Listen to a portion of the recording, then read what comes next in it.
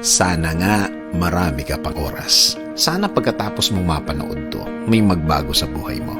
Life is too short. Napakaiksi ng oras. Napakaiksi ng buhay. Sa totoo lang, hindi mo naman hawak talaga ang lahat ng oras ng buhay mo. Hindi mo lahat kayang iplano. Kapag nagpupunta tayo sa mga lamay ng isang kakilala, isang kaibigan, minsan malayong kamag-anak ang nawala sa mundo, dito nakasentro ang lahat ng kwentuhan. Isa-isa nating babalikan ang mga kwentong kasama siya, nakasama siya. Minsan, napahaba ang kwentuhan sa kanya. Minsan naman, talagang gipit sa oras at madalas gipit lagi sa oras. Pag tayo na lang, nung nakauwi na tayo, may papasok sa isip natin. Tama, maiksi nga ang buhay. Hindi kayang gawin lahat. Hindi kayang pagplanuhan lahat. Hindi ko sinasabi na huwag magplano ng buhay natin.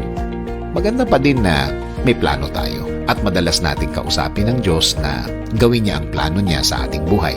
Importante pa din na may guidance tayo sa Kanya. Ang point ko lang, gamitin natin ang tama ang ating oras. Pwede ba nating sabihin na ang oras na natitira sa atin? Why not? Totoo naman. Alisin ang oras sa mga galit na wala namang pakinabang. Kung may mga taong nanakit sa atin, ay andyan pa din. At kahit kailan, hindi humingi ng sorry. Okay lang yan. Magpatawad at mag-move on sa buhay. At kapag kasama naman ng mga mahal sa buhay, gamitin ng tama ang oras na kasama sila. Kahit sa pakikipag-usap, gamitin ang pagkakataon na ito para makilala sila ng mabuti. Again, pwedeng sabihin na gamitin ng tama ang nalalabing oras mo o panahon mo.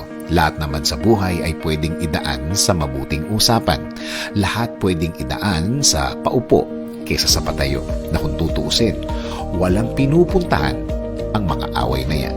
Minsan pa napupunta sa isang bagay na hindi na dapat pag-usapan, mga bagay na dapat wala na, napag-usapan na, tapos na. Since galit ka na o kaya galit na galit din siya, lumalabas ang di dapat lumabas. Again, life is short. Life is too short. Siguro nga, makakatulong kung ang bawat araw na dadating ay iisipin mong yan na ang last. Yan na ang last chance mong kausapin ang mga taong mahal mo, pamilya mo, kahit mga kaibigan mo, kahit ang mga kakilala mo. Sure akong may magbabago sa'yo. Sabi nga sa Psalm 90:12, teach us to number our days that we may gain a heart of wisdom.